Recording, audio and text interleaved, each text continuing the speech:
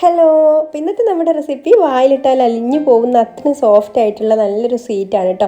വളരെ പെട്ടെന്ന് തന്നെ ചെയ്തെടുക്കാൻ പറ്റിയിട്ടുള്ള ഒരു റെസിപ്പിയാണ്. ഗസ്റ്റൊക്കെ വരുന്ന സമയത്തായാലും നമുക്ക് പെട്ടെന്ന് ഉണ്ടാക്കിയെടുക്കാം. അപ്പോൾ നമുക്കിത് എങ്ങനെയാണ് തയ്യാറാക്കുക എന്നുള്ളതൊന്ന് നോക്കാം. അപ്പോൾ ആദ്യം തന്നെ ഞാനിതാ ഇതുപോലൊരു പാൻ അടുപ്പത്ത് വെച്ചിട്ടുണ്ട്. ഇനി നമുക്കിതിലേക്ക് ഒരു 1/4 കപ്പ് വെള്ളം ഒഴിച്ചു കൊടുക്കാം. ഈ വെള്ളം ഒന്ന് ചൂടായിട്ട് വരട്ടെ. അപ്പോൾ ഇതാ വെള്ളം ഇവിടെ ചൂടായി വന്നിട്ടുണ്ട്. ഇനി നമുക്കിതിലേക്ക് ഒരു 1/4 കപ്പ് പാൽപ്പൊടി ചേർത്ത് കൊടുത്തിട്ട് ഒന്ന് നന്നായിട്ട് മിക്സ് ചെയ്ത് കൊടുക്കാം. ഒട്ടും കട്ടയില്ലാതെ തന്നെ മിക്സ് ചെയ്ത് കൊടുക്കണം കേട്ടോ. അപ്പോൾ ചൂടുള്ള വെള്ളത്തിലാവുമ്പോൾ പാൽപ്പൊടി പെട്ടെന്ന് തന്നെ മിക്സായി വന്നോളും. അതിന് വേണ്ടിയിട്ടാണ് നമ്മൾ വെള്ളം ചൂടാക്കിയെടുത്തത്.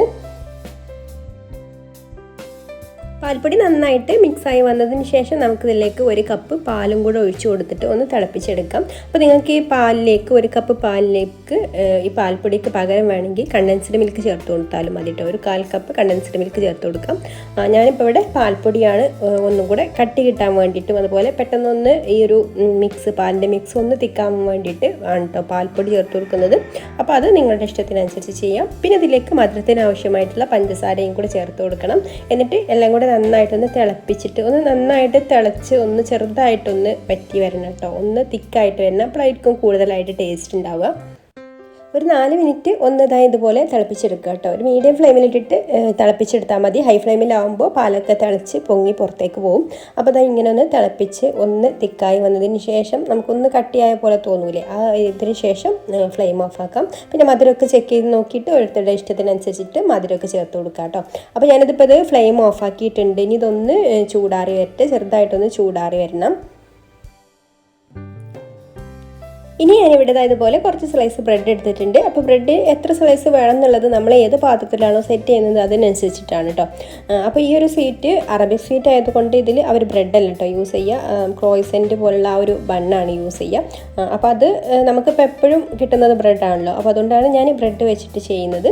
ഇനി ഈ ഒരു ബ്രെഡിൻ്റെ ഈ ഒരു ബ്രൗൺ കളറിലുള്ള ഭാഗമൊക്കെ ഒന്ന് കട്ട് ചെയ്ത് മാറ്റിയതിന് ശേഷം നമുക്ക് ബ്രെഡിനെ ചെറിയ ചെറിയ ക്യൂബ്സ് ആയിട്ട് കട്ട് ചെയ്തെടുക്കാം. ഈ ഒരു വലുപ്പത്തിലാണ് കേട്ടോ ഞാൻ കട്ട് ചെയ്തെടുത്തിട്ടുള്ളത്. ഇനി നമുക്കിത് സെറ്റ് ചെയ്യാനുള്ള ബൗളിലേക്ക് മാറ്റാം. അപ്പോൾ ഏതെങ്കിലും ബേക്ക് ചെയ്യാൻ പറ്റുന്ന ഒരു മോൾഡ് എടുക്കാം കേട്ടോ. അപ്പോൾ ഞാനിവിടെ ഇതുപോലെ ഒരു ഗ്ലാസിൻ്റെ അത്യാവശ്യം കട്ടിയുള്ള ബേക്ക് ചെയ്യാനൊക്കെ യൂസ് ചെയ്യാൻ പറ്റുന്ന ഒരു മോൾഡാണ് എടുത്തിട്ടുള്ളത്. അപ്പോൾ നിങ്ങൾ ഏത് പാത്രത്തിലാണോ ബേക്ക് ചെയ്യുന്നത് അതിനനുസരിച്ചിട്ടുള്ള ഒരു പാത്രം എടുത്താൽ മതി. ഇനി നമുക്ക് നമ്മളെ ബ്രെഡിൻ്റെ ക്യൂബ്സൊക്കെ ഇതിലേക്ക് ഇട്ട് കൊടുക്കാം. എല്ലാ ഭാഗത്തും ഒരുപോലെ ഇതുപോലെ നിരത്തിയിട്ട് ഇട്ട് കൊടുക്കാം. അപ്പോൾ നിങ്ങൾക്ക് ഈ വീഡിയോ കണ്ടിട്ട് ഇഷ്ടമായിട്ടുണ്ടെങ്കിൽ ഒന്ന് ലൈക്ക് ചെയ്യാൻ മറക്കരുത്. അതുപോലെ തന്നെ ഈ ചാനൽ സബ്സ്ക്രൈബ് ചെയ്യാതെ കാണുന്നവരാണെങ്കിൽ ഒന്ന് സബ്സ്ക്രൈബും കൂടി ചെയ്യണേ. അപ്പോൾ മുഴുവൻ ബ്രെഡിൻ്റെ പീസുകളും ഞാനിതിൽ ഇതുപോലെ നിരത്തി ഇട്ട് കൊടുത്തിട്ടുണ്ട്. ഇനി നമുക്കിതിലേക്ക് നട്ട്സ് ഇട്ട് കൊടുക്കാം. അപ്പോൾ ഞാനിവിടെ പിസ്താഷ്യോ കുറച്ച് ഇതുപോലെ ചെറുതായിട്ടൊന്ന് മുറിച്ചെടുത്തത് ഇട്ട് കൊടുക്കുന്നുണ്ട്. പിന്നെ കുറച്ച് ബദാമും കൂടെ ഇട്ട് കൊടുക്കാം. അപ്പോൾ ഇതിനൊന്നും അങ്ങനെ പ്രത്യേകിച്ച് അളവൊന്നുമില്ല കേട്ടോ. നിങ്ങൾക്ക് എത്രത്തോളമാണോ വേണ്ടത് അതിനനുസരിച്ചിട്ടൊക്കെ ഇട്ട് കൊടുക്കാം.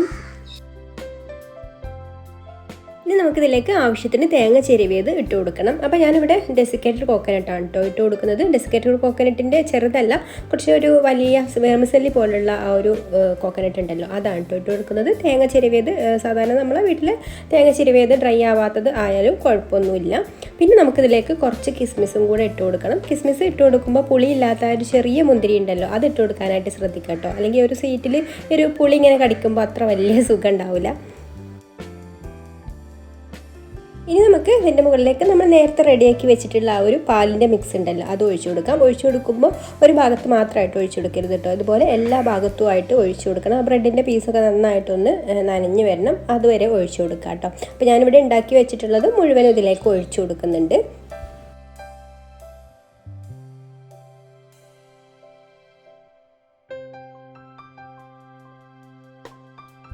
ഇനി നമുക്കിതൊരു 10 മിനിറ്റ് മാറ്റി വെക്കാം. അപ്പോഴേക്കും ഇതിലുള്ള ഈ ഒരു ബ്രെഡിലേക്ക് പാലിൻ്റെ മിക്സൊക്കെ നന്നായിട്ട് വലിച്ചെടുത്തിട്ടുണ്ടാവും കേട്ടോ ബ്രെഡ്.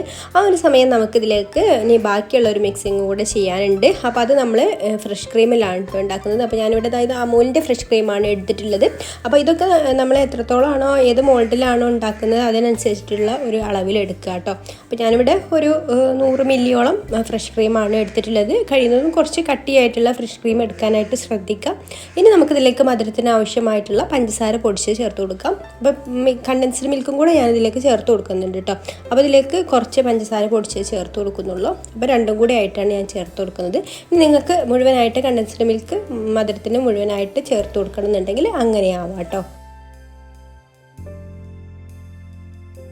ഇനി നമുക്കിത് നന്നായിട്ടൊന്ന് മിക്സ് ചെയ്ത് കൊടുക്കാം. മിക്സ് ചെയ്ത് നോക്കിയിട്ട് മധുരം വേണമെന്നുണ്ടെങ്കിൽ പിന്നെ കണ്ടൻസ്ഡ് മിൽക്കോ പഞ്ചസാര പൊടിച്ചത് ഏതെങ്കിലും ഒന്ന് ചേർത്ത് കൊടുത്താൽ മതി കേട്ടോ.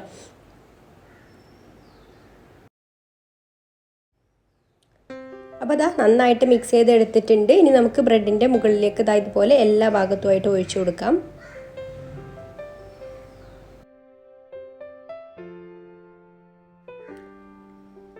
എന്നിട്ട് നമുക്കിത് സാധാരണ നമ്മൾ കേക്കൊക്കെ ബേക്ക് ചെയ്തെടുക്കുന്നത് പോലെ തന്നെ ബേക്ക് ചെയ്തെടുക്കാം. അപ്പോൾ ഞാനിവിടെ ബേക്ക് ചെയ്തെടുക്കുന്നത് ഓവനിലാണ് കേട്ടോ. കൺവെൻഷൻ ഓവനിൽ 180 ഡിഗ്രിയിൽ ഓവൻ 10 മിനിറ്റ് പ്രീ ഹീറ്റ് ചെയ്ത് വെച്ചിട്ടുണ്ട്.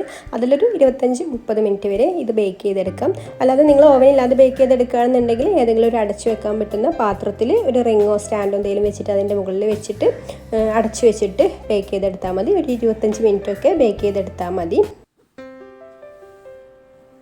അപ്പോൾ അതാ ഇത്രയുള്ള നമ്മുടെ അറബിക് സ്വീറ്റായ ഉമ്മോലി ഇവിടെ റെഡി ആയിട്ടുണ്ട്. അപ്പോൾ ഇത് എങ്ങനെ വേണമെങ്കിലും കഴിക്കാം കേട്ടോ. ചൂടോടെ വേണമെങ്കിൽ കഴിക്കാം, അല്ലെങ്കിൽ ചൂടാറിയിട്ട് കഴിക്കാം, അല്ലെങ്കിൽ ഫ്രിഡ്ജിലൊക്കെ വെച്ച് ഒന്ന് നന്നായിട്ട് തണുപ്പിച്ചെടുത്തിട്ട് കഴിക്കാം. അപ്പോൾ നിങ്ങൾക്ക് ഇഷ്ടമുള്ള പോലെയൊക്കെ കഴിക്കാം കേട്ടോ. അപ്പോൾ ഞാനിതിൻ്റെ മുകളിൽ കുറച്ച് നട്ട്സ് അതുപോലെ മുറിച്ചെടുത്തതും കൂടെ ഇട്ട് കൊടുക്കുന്നുണ്ട്. ഇപ്പോൾ ഇത് ചൂടാറിയിട്ടൊന്നുമില്ല കേട്ടോ, ചെറുതായിട്ട് ചൂടുണ്ട്. അപ്പോൾ ഇനി മറ്റൊരു നല്ല റെസിപ്പിയുമായിട്ട് അടുത്ത വീഡിയോയിൽ കാണാം. താങ്ക്